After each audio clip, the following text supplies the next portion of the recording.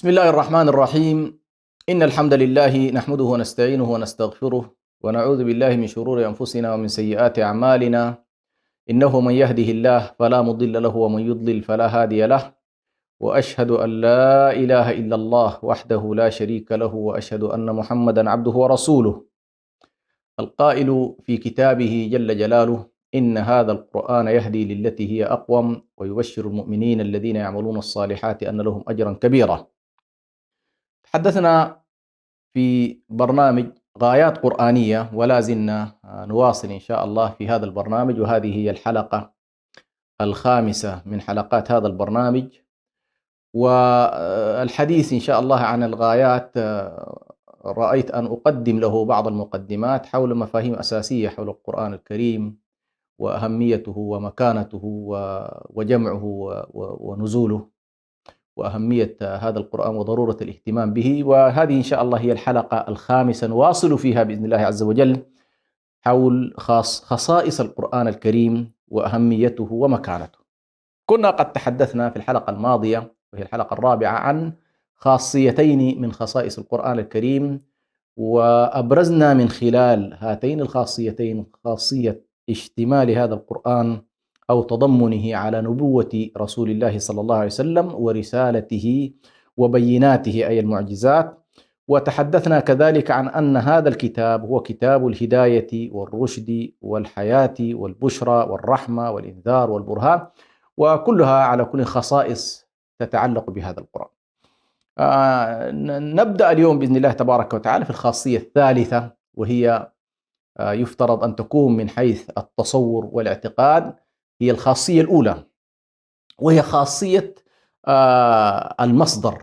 أن هذا الكتاب مصدره ليس مصدرا أرضيا وليس مصدرا بشريا، فهو لم يؤلفه رسول الله صلى الله عليه وسلم من تلقاء نفسه، ولا من البيئة التي عاش فيها، ولا من لبنات أفكاره عليه الصلاة والسلام، ولا تأثرا بأي معرفة من المعارف أو علم من العلوم اللي كانت سائدة في ذلك الوقت. فهذا الكتاب من أهم خصائصه أن مصدره متعالي. المصدر المتعالي هو الله جل جلاله، فهو رباني المصدر. هذا القرآن الكريم رباني المصدر، أي أنه كتاب الله عز وجل وصادر منه بدأ وإليه يعود. هذه من أهم الخصائص، لأن الإنسان المسلم وهو يتعامل مع هذا الكتاب العزيز عليه أن يقبل عليه بأنه كتاب من الله، وأنه رسالة مباشرة من الله سبحانه وتعالى، وأن هذه الصفة، صفة الربانية وصفة الإلهية وصفة التعالي، هذا الكتاب يقول الله سبحانه وتعالى فيها: ألف لام را، كتاب أحكمت آياته ثم فصلت من لدن حكيم خبير. كتاب أحكمت آياته ثم فصلت من لدن حكيم خبير. فالله سبحانه وتعالى يذكر أن هذا الكتاب لا علاقة له من حيث المصدرية بالأرض، إنه كتاب سماوي ومن الله سبحانه وتعالى، فهو مصدر هذا الكتاب هو الله جل جلاله. ويقول الله عز وجل أيضا في سورة النمل: إنك لتلقى القرآن من لدن حكيم عليم. فالخطاب هنا صادر من الأعلى إلى الأدنى، يعني يقول له إنك لتلقى ومن لدن حكيم عليم. فالنبي صلى الله عليه وسلم تلقى هذا الكتاب وتلقى هذا الوحي بواسطة جبريل من الله جل جلاله، فمصدر هذا الكتاب هو الله سبحانه وتعالى. وبالتالي هذه الخاصية لها أثر عميق جدا في النفس المؤمنة، وعندما يقبل الإنسان كأنما يعني يتعامل ويتعاطى مع هذا الكتاب وهو يردده بأنه كتاب الله سبحانه وتعالى، ويسمع كلام الله وتتردد هذه الكلمات القوية الزاجرة والمنذرة والمبشرة والمبرهنة والحاملة للإنسان على التزكية والطهر. فالإقبال على هذا الكتاب بهذا الشكل يختلف تماما عن أن تقبل على أي كتاب من الكتب، يعني أي كتاب من كتب المؤلفين المعاصرين أو السابقين تقبل عليه بأنه كتاب بشري، لكن كتاب الله سبحانه وتعالى يكون الإقبال عليه بهذه الخاصية العظيمة، وهي خاصية المصدر الإلهي. أيضا من خصائص هذا الكتاب العزيز، وهي خاصية أيضا مستمرة ولا تنقطع بأي حال من الأحوال، هي خاصية الحفظ. خاصية الحفظ، يعني الكتب السابقة الكتب التي أنزلها الله سبحانه وتعالى سواء التوراة أو الإنجيل أو غيرها من الكتب، وكل الله سبحانه وتعالى حفظها للذين نزلت إليهم، ولعل السبب في ذلك أنها كانت مؤقتة وليست مستمرة ودائمة، فهي دائما كان السماء تبعث بتجديدها لأهل الأرض في أحكامها وفي تشريعاتها وفي متابعتها لهذا الإنسان والارتقاء به، فكان الأمر موكول للبشر في أن يحفظوا بما استحفظوا من كتاب الله، بما استحفظوا من كتاب، فكان موكلين بالحفظ. لكن هنا الكتاب العزيز، الكتاب الخاتم، الكتاب الأخير، ما وكل الله سبحانه وتعالى حفظه للناس، بل تولى جل جلاله حفظ هذا الكتاب، تولى حفظه بكل ما تعني كلمة الحفظ، تولى حفظه في صدور الرجال، وتولى حفظه ابتداء في صدر رسول الله صلى الله عليه وسلم، عندما قال الله عز وجل لرسوله صلى الله عليه وسلم: ثم إن علينا جمعه وقرآنه فإذا قرأناه فاتبع قرآنه. يعني النبي صلى الله عليه وسلم كان يتعجل القراءة، الله عز وجل قال: لا تعجل، نحن علينا الجمع وعلينا الحفظ وعلينا البيان. فهذه الخاصية خاصية مهمة جدا، وهو أن هذا الكتاب الذي نتلوه إلى يومنا هذا من عهد النبي صلى الله عليه وسلم إلى يومنا هذا هو نفس الكتاب الذي نزل من عند الله سبحانه وتعالى من غير تبديل ولا تحريف. يعني هذا الكتاب من حيث نصه ومضمونه لا تبديل فيه ولا تغيير فيه ولا تحريف فيه ولا حرف واحد، ما فيه زيادة ولا نقصان. ده من حيث أصل هذا الكتاب. قضية التأويل التفسير هذه قضية أخرى، لكن نحن نتكلم عن أصل هذا الكتاب. فالله تولى حفظه، تولى حفظه من التبديل، تولى حفظه من الزيادة، تولى حفظه من النقصان، عصمه فقد عصمه الحافظ من تلاعب أي يد عابثة. قال جل جلاله: إنا نحن نزلنا الذكر وإنا له لحافظون. إذن الكتاب تولى الله سبحانه وتعالى حفظه.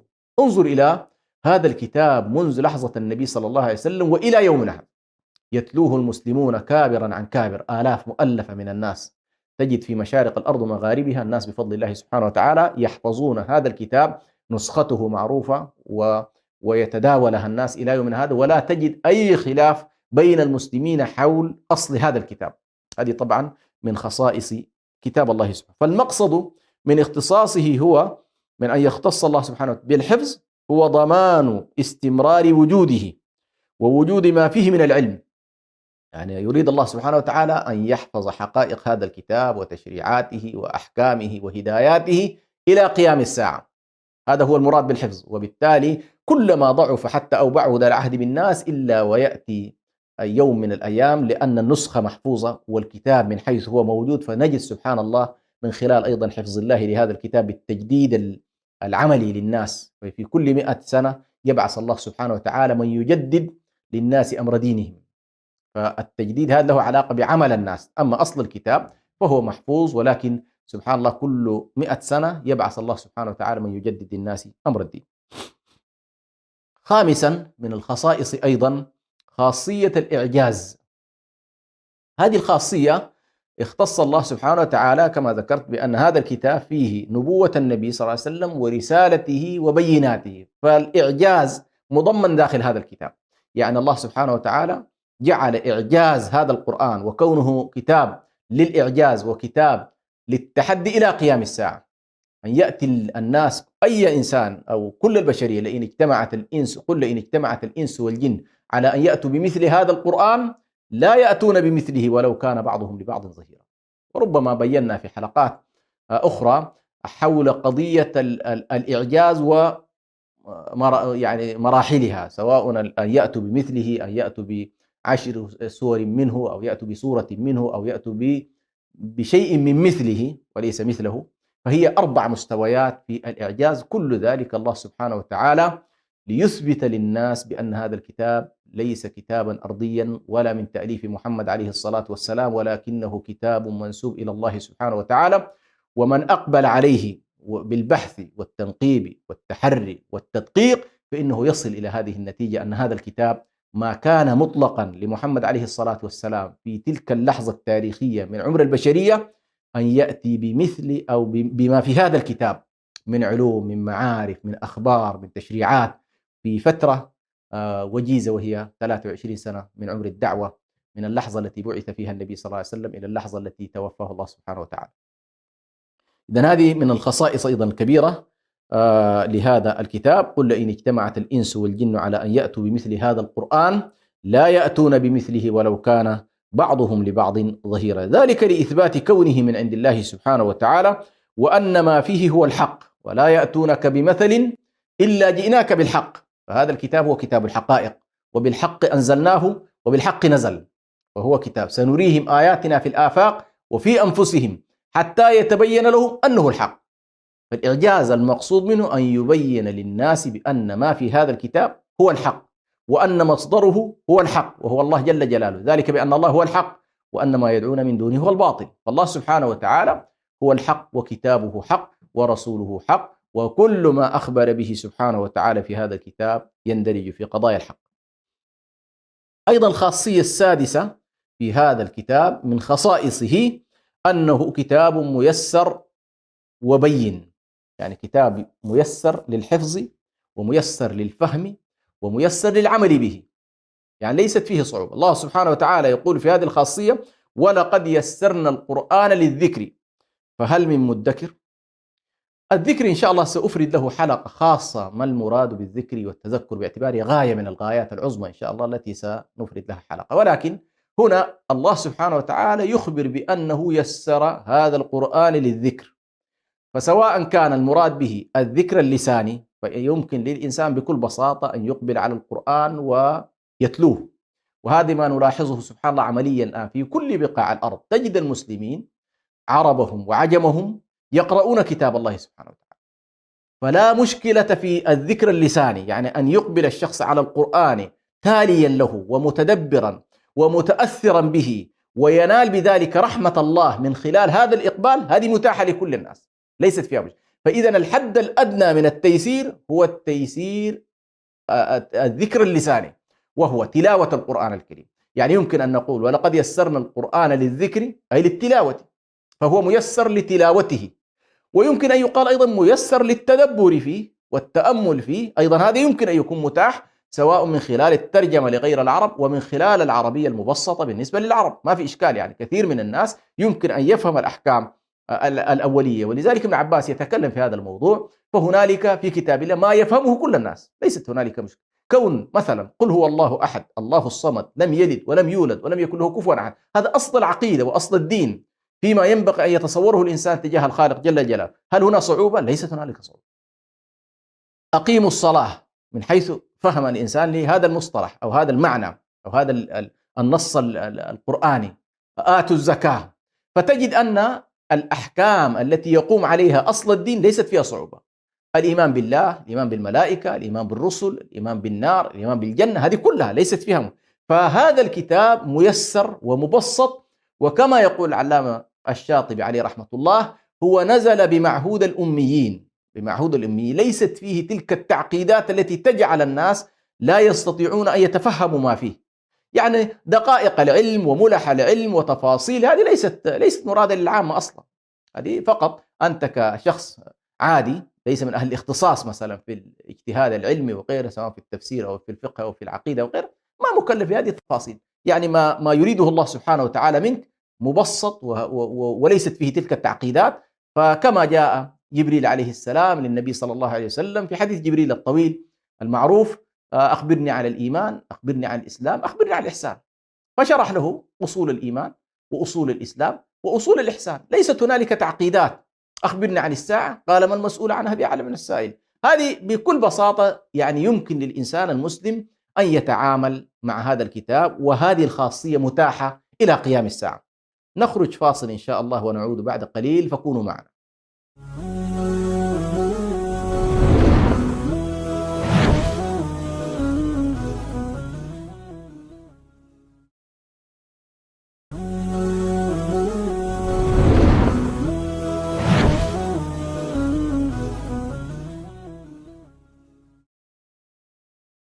الحمد لله رب العالمين، والصلاة والسلام على رسول الله الأمين وعلى آله وصحبه أجمعين. أما بعد، المشاهدون الأعزاء في كل مكان، نواصل إن شاء الله من ضمن خصائص هذا الكتاب الذي يعني هذه الخصائص تبرز مكانة هذا القرآن وعظمة هذا القرآن وجلالة هذا القرآن وأهمية أن يكتسب هذا القرآن في نفوسنا مكانة عظيمة في العلم وفي العمل وفي التصور وفي الدعوة إلى هذا الكتاب. الخاصية السابعة من خصائص هذا الكتاب هي خاصية الكمال والتمام.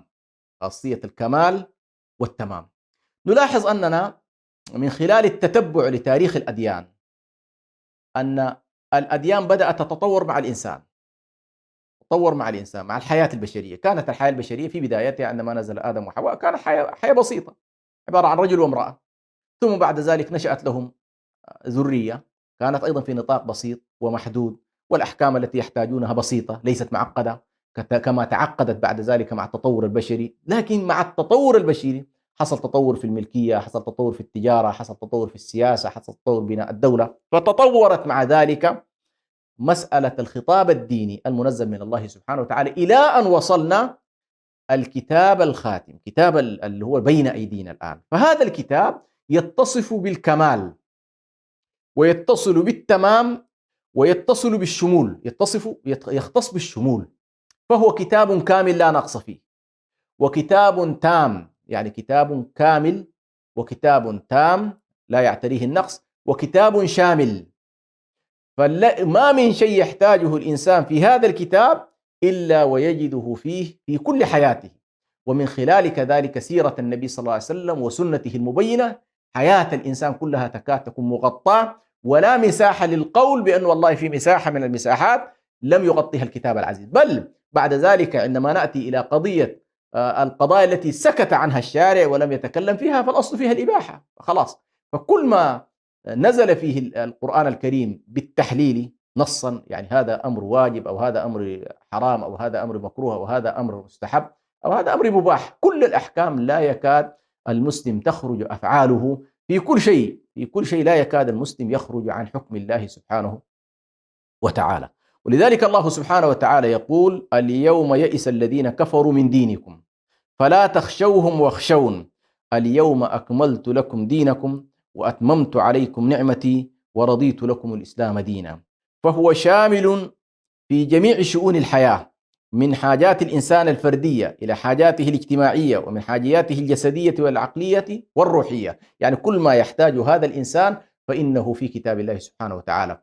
ولذلك يعني أحد اليهود قال لعمر رضي الله عنه: إن يعني عندكم آية في كتاب الله لو أن نزلت علينا معشر يهود لاتخذناها عيدا.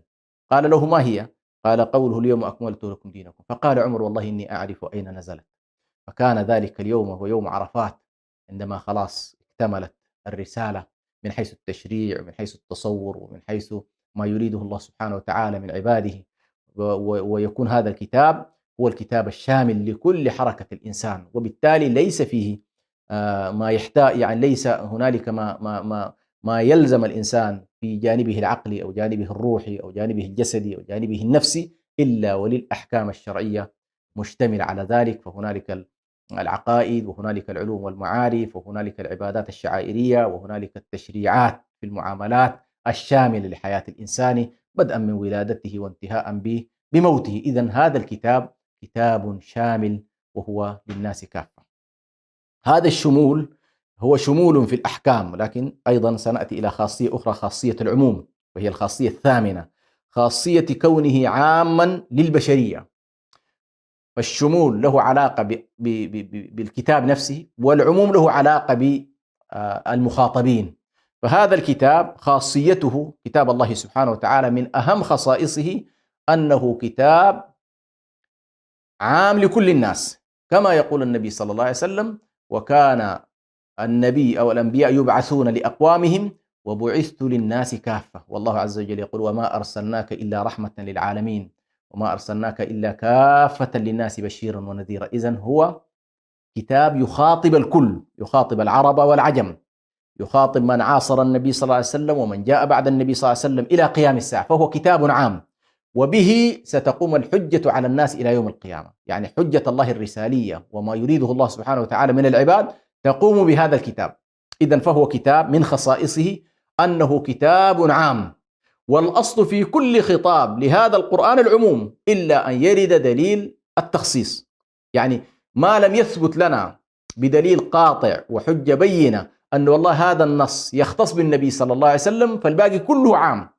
الأصل فيه أنه عام، لكن في بعض الخطابات في داخل الكتاب محددة للنبي صلى الله عليه وسلم وخاصة به، وهذه بسيطة جدا ومحدودة وقليلة. لكن باقي الكتاب هو عبارة عن كتاب للناس كافة، وهو كتاب للعالمين. يقول الله سبحانه وتعالى: إن هو إلا ذكر للعالمين. هذا الكتاب هو ذكر للعالمين. وإن شاء الله يعني لا أدخل الآن في الذكر، لأني عندي في حلقة خاصة ماذا نعني بالذكر. فهو ذكر للعالمين لمن شاء منكم أن يستقيم. فالقرآن هاديا لكل المجتمعات على اختلاف عاداتها وطبائعها وثقافاتها، وفيه القصد إلى جمع البشرية على كلمة واحدة وشرع واحد. يعني لو أن البشرية أخذت بهذا الكتاب لكان ذلك يعني أدعى لهداية البشرية قاطبة، وأدعى لوحدة البشرية، وأدعى كذلك لاستقامة البشرية، وأدعى لأن تعيش هذه البشرية حياة طيبة.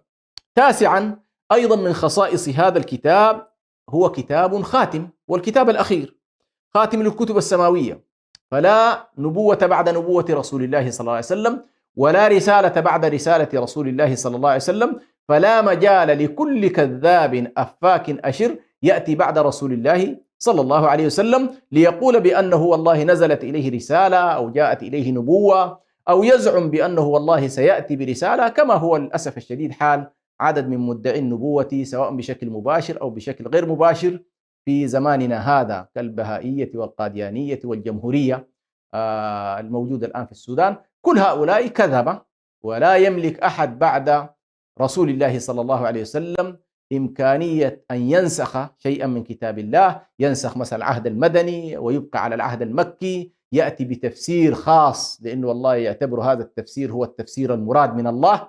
هذه كلها قضايا يعني لا مجال فيها، لأن هذا الكتاب ختم الكتب السماوية، وختم كذلك رسالة النبي صلى الله عليه وسلم: وما محمد إلا رسول قد خلت من قبله الرسل، وهو الخاتم.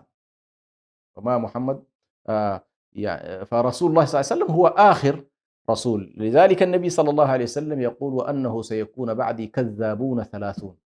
يعني هنالك 30 من الكذبة كلهم يزعم أنه نبي، ولا نبي بعدي. النبي صلى الله عليه وسلم يقول: يزعمون أنهم أنبياء، بدءا من مسيلمة الكذاب، ولكن سبحان الله كل هؤلاء يموتون شر ميتة، ويهلكهم الله سبحانه وتعالى شر هلاك، ويبقى كتاب الله سبحانه وتعالى صافيا لا تشوبه شائبة، مهما حاول الناس تشويهه، أو مهما حاول الكذبة والأدعياء أنهم أتوا برسالة بعد رسول الله صلى الله عليه وسلم أو بعد هذا الكتاب. الخاصية العاشرة كذلك من خاصية هذا الكتاب هي خاصية الوسطية والتوازن في أحكامه. أن هذا الكتاب العزيز يختص بأنه كتاب متوازن في الأحكام، وهذا التوازن الله سبحانه وتعالى يقول: وكذلك جعلناكم أمة وسطا لتكونوا شهداء على الناس ويكون الرسول عليكم شهيدا. فهو وسط في موازنته بين حقوق الروح وحقوق الجسد وحقوق العقل، يعني بين الجسد والروح والعقل، ووسط بين روحانية ورهبانية، بين روحانية ورهبانية النصارى ومن ماثلهم، وبين مادية اليهود وقسوة قلوبهم، وموازنته بين مصالح الدنيا والآخرة. للأسف الشديد كثيرا ما تأتي الانحرافات في الأديان من خلال الميل نحو كفة من كفات النفس البشرية. فهذا الإنسان مكون من روح وجسد ونفس ومشاعر وأحاسيس وتطلعات، فالقرآن الكريم يخاطب الإنسان بكل مكوناته، فأي محاولة لترجيح كفة على أخرى تختل المعادلة. فالذين يجعلون من القرآن كتابا عقليا محضا يخطئون، والذين يجعلون فقط القرآن كتابا ماديا محضا. ويمكن أن تجد في القرآن قضايا مادية، ويمكن أن تجد في القرآن قضايا روحية أخلاقية، ويمكن أن تجد في القرآن قضايا أخلاق يعني عقلية معرفية. فمن الخطأ جدا أن نجعل القرآن عضين، أن نجعله مجزأ مقسما. لا بد أن نقبل عليه بأنه كتاب متوازن، يتناول حركة الروح والنفس، ويتناول احتياجات الجسد، ويتناول كذلك احتياجات العقل، ويتناول احتياجات الروح. فهذا هو الكتاب. ولذلك هو ليست على طريقة رهبانية وروحانية النصارى وللأسف الشديد بعض المسلمين أحيانا ينحوا هذا المنحى ويريدون أن يجعلوا من القرآن كتابا تسكويا لطهورية النفس البشرية فقط، ولا يجعلونه كتابا للحياة، بينما الله سبحانه لا يريده هكذا، يريده كتابا جامعا، ولا هو أيضا كتابا ماديا محضا كما هو حالة اليهود الذين قست قلوبهم نتيجة الحالة المادية، والمادية طبعا طاغية في بني إسرائيل منذ اللحظة الأولى، فكل قضاياهم حتى في الإيمان أرنا الله جهرة، فكانت مطالبهم أيضا مطالب مادية، فهم لا يستطيعون الاستمرار في قضية التجريد التي هي ليست يعني المادية ليست الحالة المناسبة في التعامل مع الله سبحانه وتعالى. ولذلك هذا الكتاب كتاب متوازن وكتاب يراعي كافة الاحتياجات، ففي تشريعاته وفي أحكامه هو كتاب يراعي هذا التوازن. وبهذا الشكل إذا الأمة أخذت بهذا الكتاب على ما هو عليه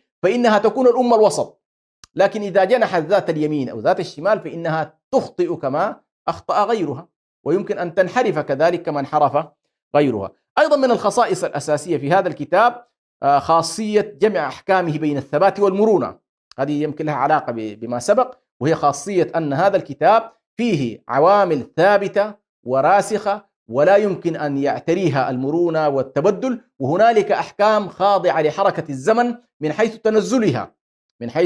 تنزلها، وهذه على كل من القضايا التي يعلمها أهل الفقه. وكذلك من خصائص هذا الكتاب أن قارئه يحصل على الأجر الكبير بمجرد تلاوته، فإن الحرف ب10 حسنة. وكذلك من خاصية هذا الكتاب العزيز خاصية التناسق والسلام من التناقض، لقوله تبارك وتعالى: أفلا يتدبرون القرآن ولو كان من عند غير الله لوجدوا فيه اختلافا كثيرا. فكل تعاليمه تعمل على بلوغ هدف الهداية دون تضارب، والحث على النظر في القرآن الكريم نظرة شمولية تؤدي بنا إلى الحياة الطيبة في الدنيا وإلى السعادة في الآخرة، كما قال الله سبحانه وتعالى: فإما يأتينكم مني هدى فمن تبع هدايا فلا خوف عليهم ولا هم يحزنون. وفي آية طه: ومن اتبع هدايا فلا يضل ولا يشقى ومن أعرض عن ذكري فإن له معيشة ضنكا. نكتفي بهذا القدر، ولنا إن شاء الله تتمة في هذا الموضوع، ونسأل الله سبحانه وتعالى أن يعيننا وإياكم، والسلام عليكم ورحمة الله وبركاته.